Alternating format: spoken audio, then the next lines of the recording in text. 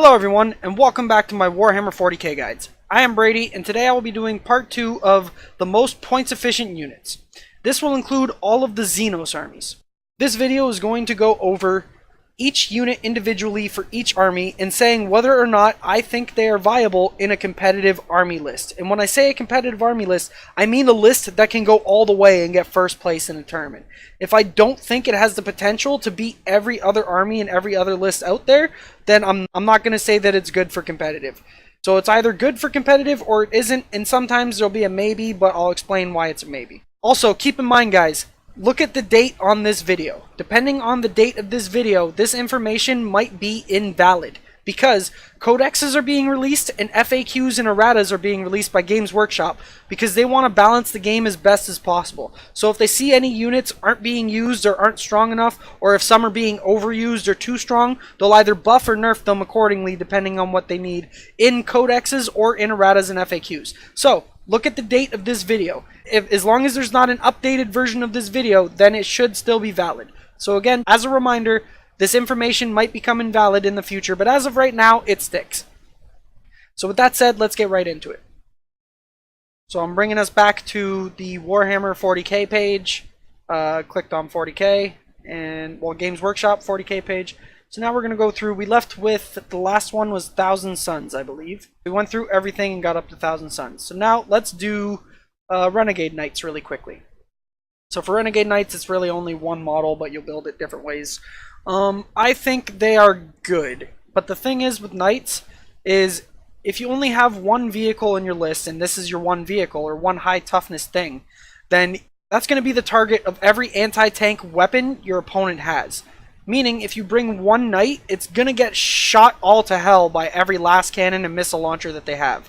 But if you have two knights, then it kind of lessens the blow, because sure, they're going to still shoot everything at the one knight trying to kill it, but at least if it dies, you still have another knight to back it up. So in twos, I think this is good, unless your opponent is trying to play the meta, where right now the meta is a lot of infantry.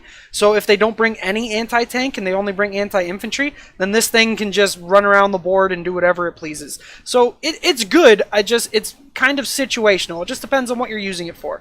So in casual games, for sure, I would definitely use this because it's still decent. But it's kind of situational, so it's like a yes or a no, just depending on if you know what you're doing and if you build your list properly.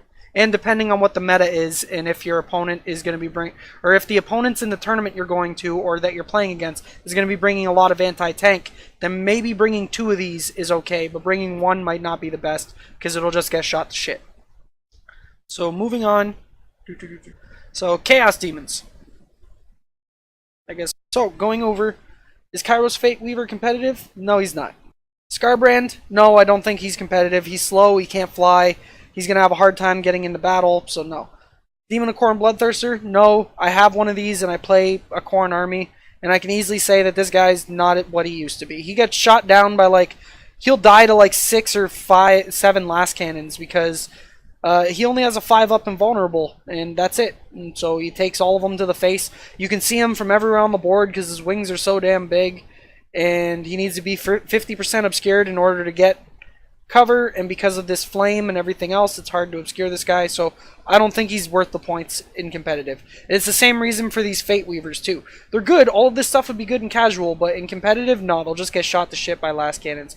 Unless, of course, your opponent, or your local meta is playing nothing but anti-infantry stuff, in which case these guys would do great. But for the most part, when people build balanced lists and they have some anti-tank with some anti-infantry, then these things will just get blown up to the anti-tank.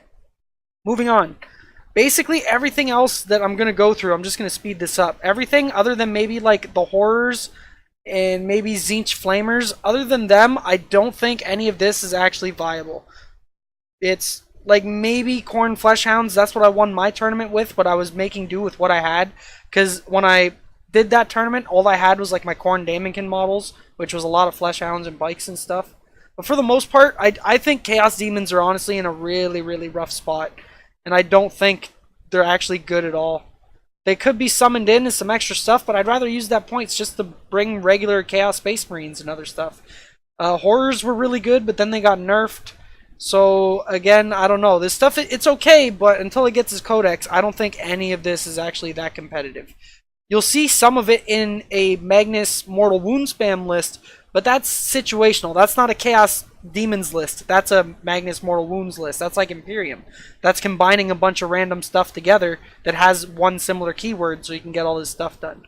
But yeah, most of this stuff is slow. There's like no shooting. They're trying to run up to get shot in the face unless you're summoning stuff, and even when you do summon stuff, the summoning mechanic's not the best anymore, so I think Chaos Demons just aren't cutting it anymore. So really nothing there is competitive, except for maybe the bigger guys. But again, they're only competitive if your meta is a bunch of anti-infantry. If your opponents don't have anti-tank, then they'll be fine. But if they do, then they're not that good. Moving on, we're now going to Orcs.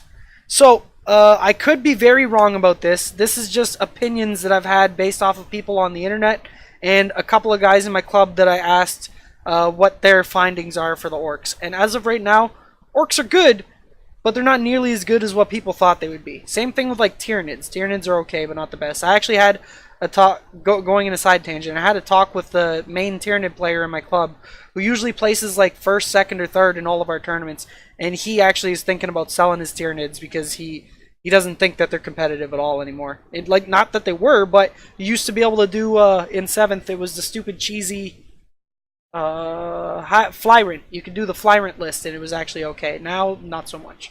Anyways, going back on topic to the Orcs. Orc boys, yes. The Green Tide is the only thing that's viable in Orcs right now. And if you don't know what the Green Tide is, it's just a field full of Orc boys. You just grab them, you give a couple of them rocket launches and stuff like that, but for the most part you give them a Slugga and Shoota or whatever it's called, I don't know their weapons. But you'd build them the close combat way and you just run them up the board. Sure, a bunch will die, but you'll still get some in the close combat, especially if you do it right. And you have your bubbles where they feed off of each other and give each other better morale and stuff like that. So you can get these guys pretty good. Plus also the jump is great and you can teleport 30 boys somewhere onto the field. If your opponent's smart, they won't have very much space for you to get a good jump off, but against some opponents who don't know better, you could put 30 boys behind their guys, which will be a huge distraction Carnifex for them, and will force them to put everything into them, giving the rest of your army free foot slog in time. So anyways, going over Orc boys, I think they're good, and to go off of what else I think is good, I think Bikers are good. Bikers, Orc boys, I don't know. No, I don't think they're good. No, I don't think it's good. Battle Wagon, I don't know. Boys, yes, are good. Trying to continue. I don't think the Flyers are any good. Again, don't quote me on Orcs, like, specifically, because I'm just going off of the opinion of a couple of people, and they're not necessarily as, they don't know as much as me when it comes to competitive, so what they say might not actually be true. I'm just going based off of what they're saying. And what they're saying is they've had a lot of luck with spamming boys. So I know boys are good, and I think, where's the Flamer guys? There's like a Flamer group somewhere around here, and they're supposed to be pretty good too. You put them in a truck, run them up the board, advance them, and then you flame a bunch of stuff. I think it's Burna Boys, them. They're supposed to be okay too. For your anti-tank, I don't know what good anti-tank these guys have, though. I want to say Ludas, but I've heard bad things about the Ludas so far. So maybe any squad that can take some rocket launches. That's the only thing I can think of, if you even have one that can do that. Yeah, so pretty much for the most part, it's just boys and boys and more boys. Throw in some weird boys in there to get your 5-up Feel No Pain, I think it is. Throw in some... I think it's just weird boys, or knobs you might have to put in there. I don't know why, but you might. I think they might be good. But anyways, just boys and weird boys pretty much for the most part. Trucks are okay too, unless you're using too many guys that can't fit in a truck. And then the Burna Boys, and I don't know what's good anti-tank for them, so I can't really talk about that. If any Orc players are watching this, please let me know down below in the comments what has been working for you guys, so I can actually do some good analysis on these guys. Because as of right now, nobody in my club is really playing these guys, and the ones that do are very casual and don't really make competitive lists, and they're not the best strategy-wise, so I don't really want to trust their opinion. So if anyone else who's into competitive that plays Orcs, please let me know what you think about what's good right now. Moving on. Eldar Craft Worlds. So, from what I understand, Everything right now in this army is bad except for Dark Reapers. Warp. Fuck. What's this thing called? I know that's a fire prism. Warp prism. Warp prisms are good. These things are good. Only because they can like do stupid pivot things and they can just like they'll never fly off the board and never get stuck. They're really good.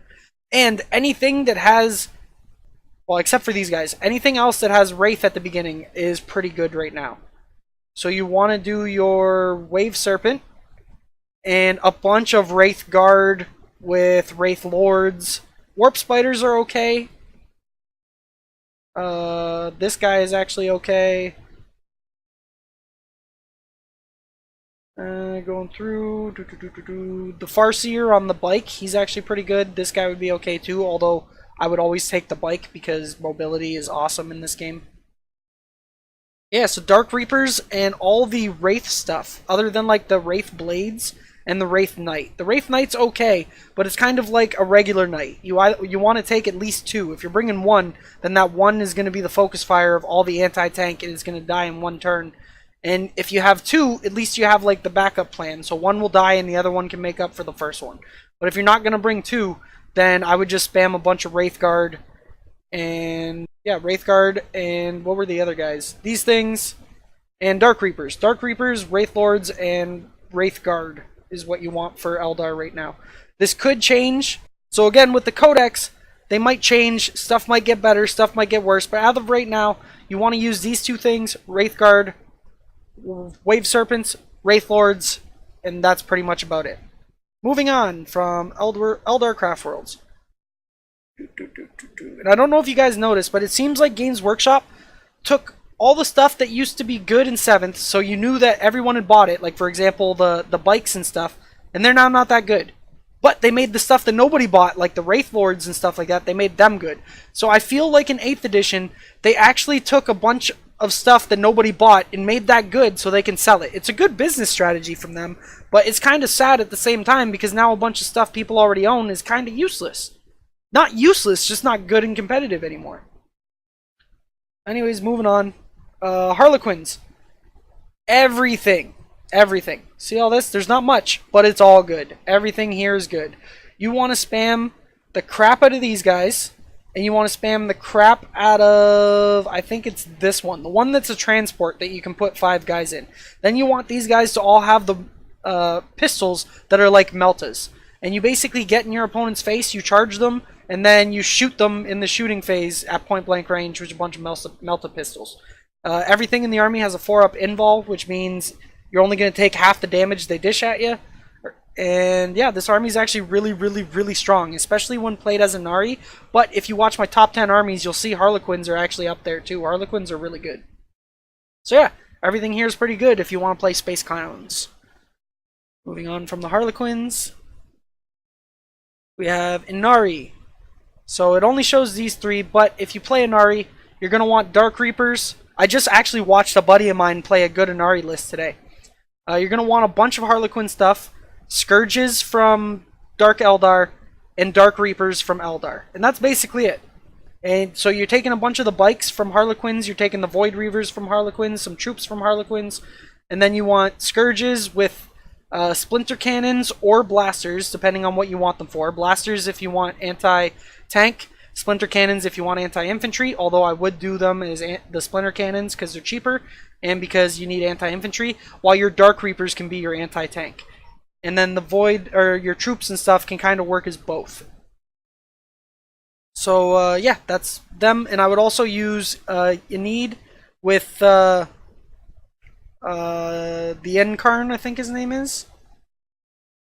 Or no, that's the Incarn. Whatever this guy, the Vizark. The Vizark and Enid. I wouldn't use this big thing, but I would use these two guys. Because this thing is too much of a point sink.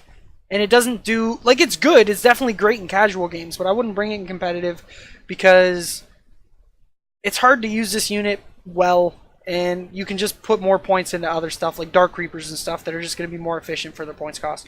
But these guys are pretty good as the Warlords to end up making... Because you need to use them... One of these 3 have to be your Warlord if you want your army to be an Nari. That's just in the FAQ. They changed that, so if you didn't know that, you need one of those 3 characters to be your warlord for your army to count as an Ari. Moving on, so that's an Ari. They're a very, very strong army too. Very, very strong army. I forget where they were in the top 3 for sure. Moving on, we now have Necrons. I actually had a viewer who was asking me about Necrons, and I already told him the answer to this, but I'll go over it again. Tesseract Vault, nope, bad. Monolith, I'd say bad. Some people say good, but I personally think bad. Wraiths are okay. They're a good distraction Carnifex because they have their 3-up invul, but they do die to Weight of Fire. But they're decently fast. They can go grab objectives. They're okay. I don't know. I would say okay. It's personal preference. But I would just run more of these guys. Tomb Blades are good because they're really fast. They're your objective grabbers. They're decent at killing stuff. They're not the best, but you need guys that are going to grab objectives because you can't really sit in your corner all day. Otherwise, you're going to lose off of the Maelstrom or Eternal War, depending on what you're playing. Or if you're playing ITC missions, both of them are happening at the same time, and you'll lose both. Moving on. Warriors. You want these guys to be your screens. Warriors are great this edition. You don't want to put them in Ghost Arcs. You want units of 20, which I think is the max, with a Ghost Arc behind them and a Cryptek in the middle. Cryptek gives them +1 to their reanimations, and the Ghost Arc that's behind them is just extra shots, plus reanimates more guys when you need it. So I would have a battalion, 3 units of 20 of these guys to sit in front of all your tanks so they can't be charged.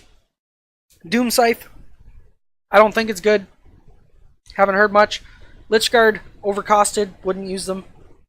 Start Collecting, already went over this. It's a very great box set though, definitely would buy it if you're planning on playing Necrons. Necron Obelisk, nope, I don't like that. I wouldn't buy it.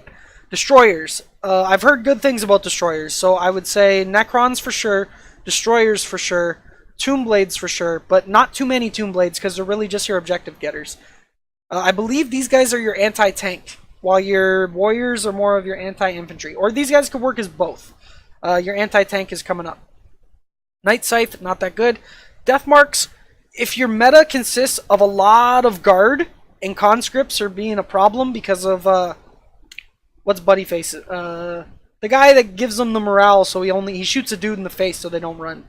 Commissar! If you're playing against a lot of guard, then you might want to throw in a couple of units of these guys so you can pick off the Commissars, so that way chewing through the conscripts isn't going to be as hard. So yeah, these guys are okay. They're situational, it really depends on your meta. Because snipers, in my opinion, are only good against guard.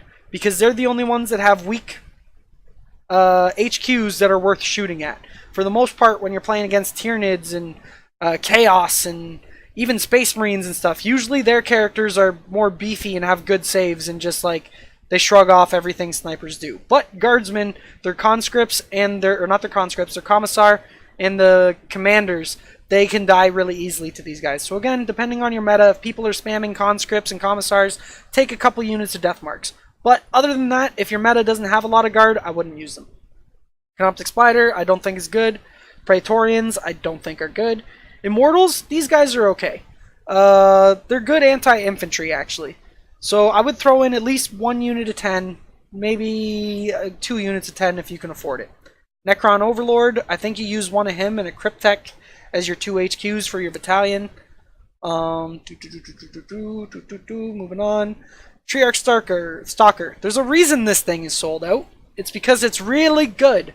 You're going to want some of these for your anti-tank. You put the weapons on them that I think are like Strength 8, -4 D6 damage, or -3 D6 damage, something like that. Pretty good. I definitely like these in this edition.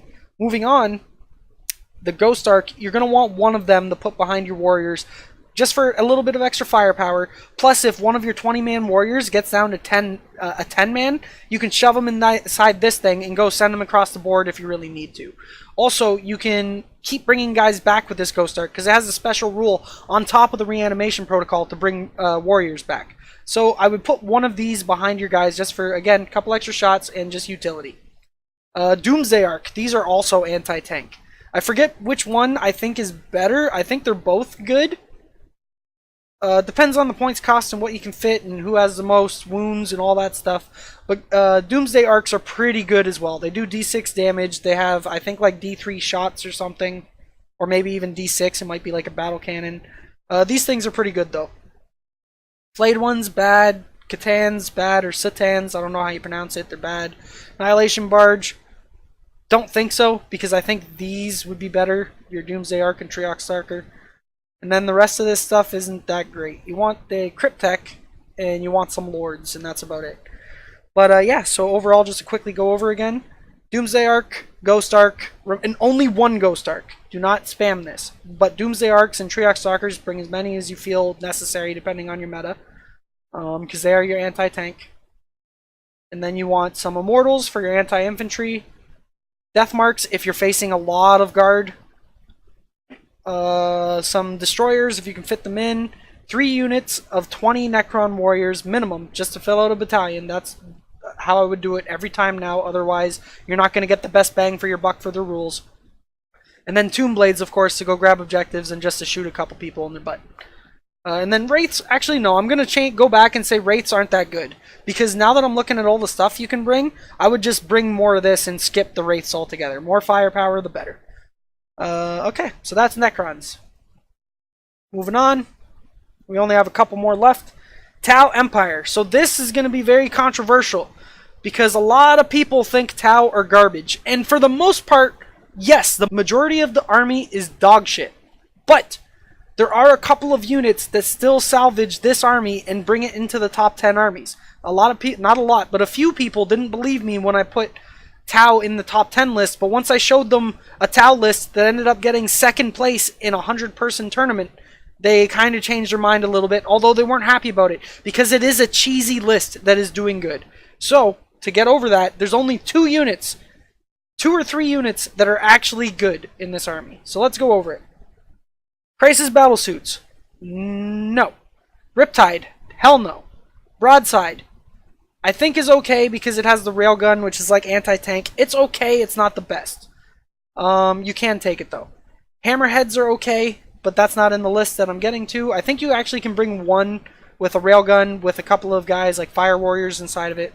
Storm Surge, nope. Big bullet sponge, just takes everything to the face and usually dies turn 1 or 2. If you go second, this thing's definitely not getting its bang for its buck because it's going to just take so many last cannons to the face. This thing, nope, not good. Fire Warriors are pretty good because you want to take a battalion to get your 6 command points, also to get some objectives secured on there. Because if you're playing with the chapter approved rules, everything that is its own army, so like Tau, is going to get objectives secured. At least for their troops. So these guys are definitely needed.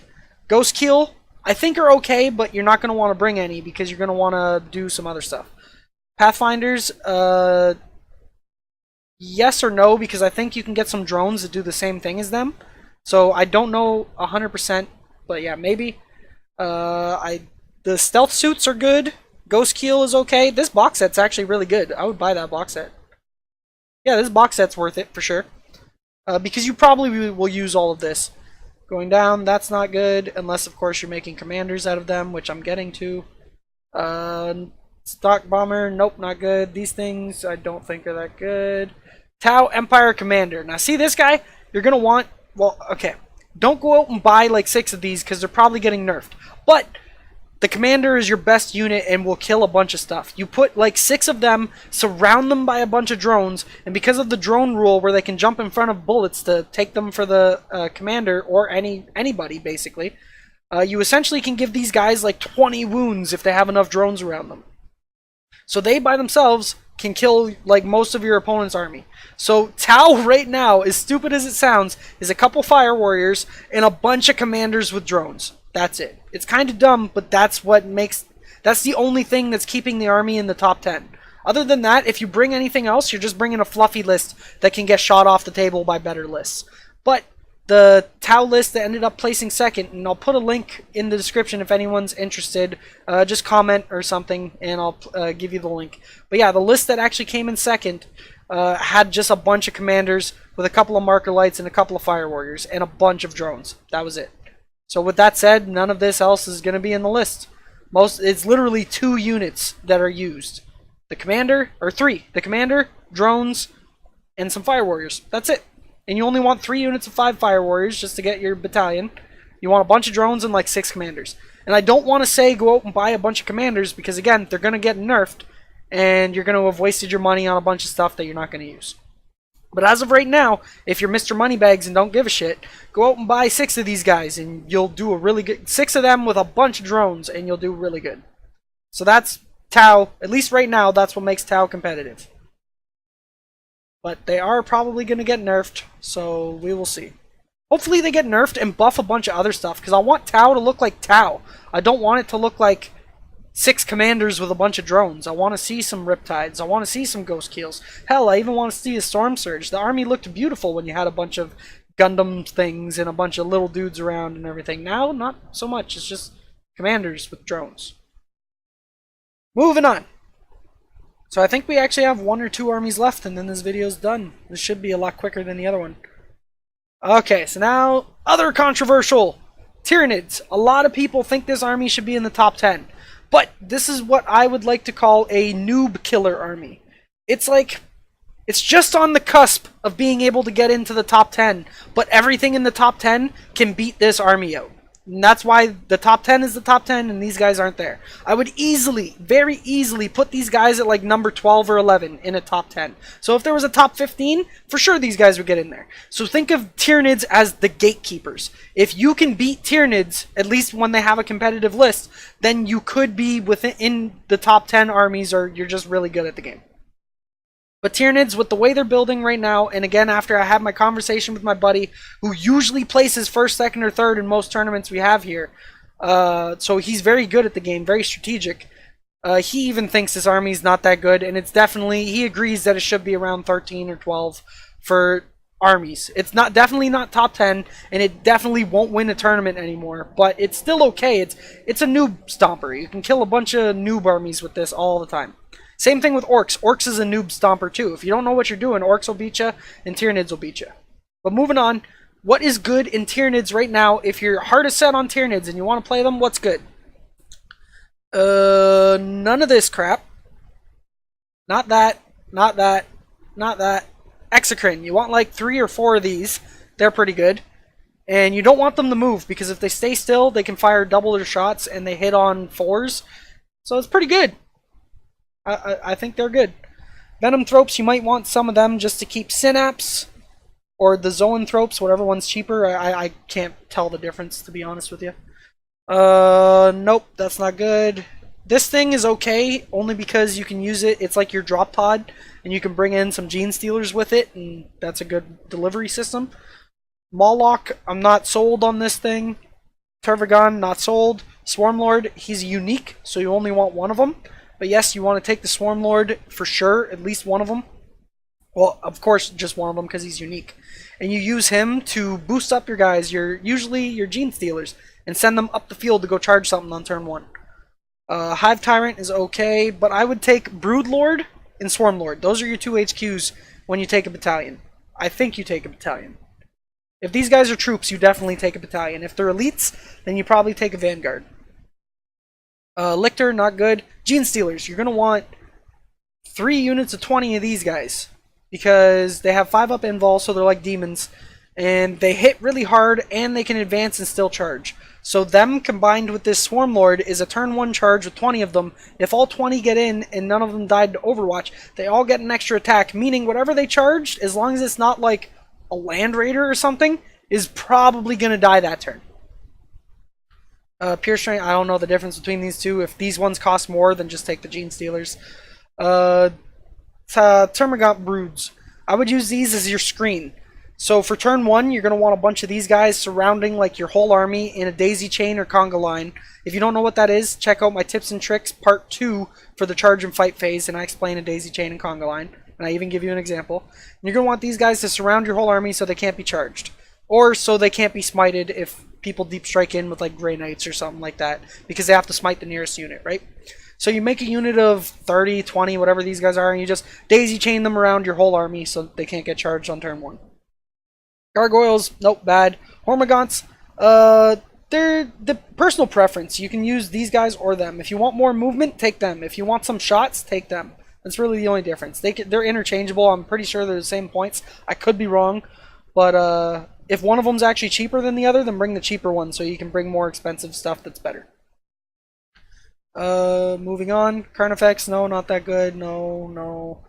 Tyrant Guard, they're good. They're actually really good. You put them around the Swarm Lord, and I'm pretty sure they can take wounds for him.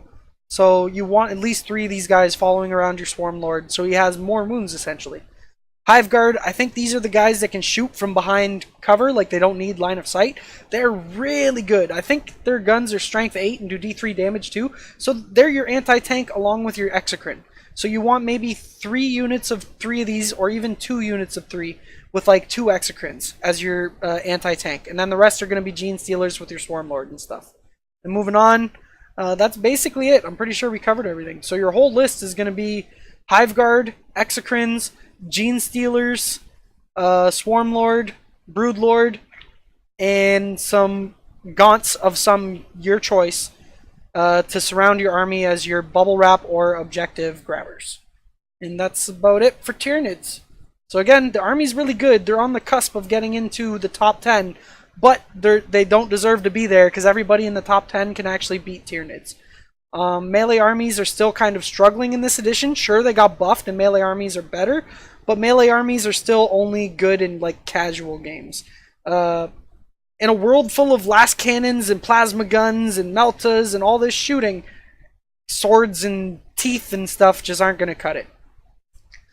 Because I've said it in another video, melee weapons are essentially guns that have 1-inch range. So they're not going to get as much value as guns that have farther range, because guns that have farther range are going to be doing damage from turn 1. Whereas your charging units, unless they have a Swarm Lord to boost them in there, aren't going to be doing damage until turn 2, meaning you'll lose a lot of your damage potential once they get shot down. So Tyranids would definitely be in the top 15, but not the top 10. They're a gatekeeper, they're a noob stomper. So moving on, we have one more army, Gene Stealer Cult. From talking to the Gene Stealer player again today, he thinks this army isn't that good, and if you're going to be playing them, you might as well just be playing Guard. But for the most part, if you are going to play these guys, you want some Gene Stealers with a Gene Stealers and then a bunch of like a regular Guard army essentially. But you don't even have access to Earthshakers and all that stuff, unless. Yeah, because we're going to talk about strictly Guard. We're not talking about the keyword, so not like a Imperium or Tyranid or you know what I mean? So you can't bring in Guard allies, even though I think you actually can with Gene Stealers. You could have Guard allies, but just considering a straight up list for these guys, I don't know. I don't think they're that great. I would just rather play Guard or play Tyranids. I haven't heard good things about these guys, so I'm not 100% certain. But again, if there's anyone out there that plays this army competitively and has been doing good with it, please let me know down in the comments below what you are using and what you think's good, why you think it's good, because I would love to learn about this stuff. Some armies just aren't played in my club, so I don't get a chance to see them. So unless they're on the top tables of ITC or something like that, I don't really get a chance to see if they're competitive or not. Well, anyways, that should be it for this video. It should be a lot shorter than the other video because I talked about the Space Marine stuff a lot. But yeah, I gave over a quick overview of all the Xenos armies and what is good and what isn't. If you have any disagreements or comments or even anything just to say to me, please post it in the comments down below. I'll try to get back to you as soon as I can. Yeah, and hopefully I taught you guys something, saved you some money if you're trying to get into competitive and working on an army. And I hope I see you in the next video. Thanks for watching, guys. Happy wargaming.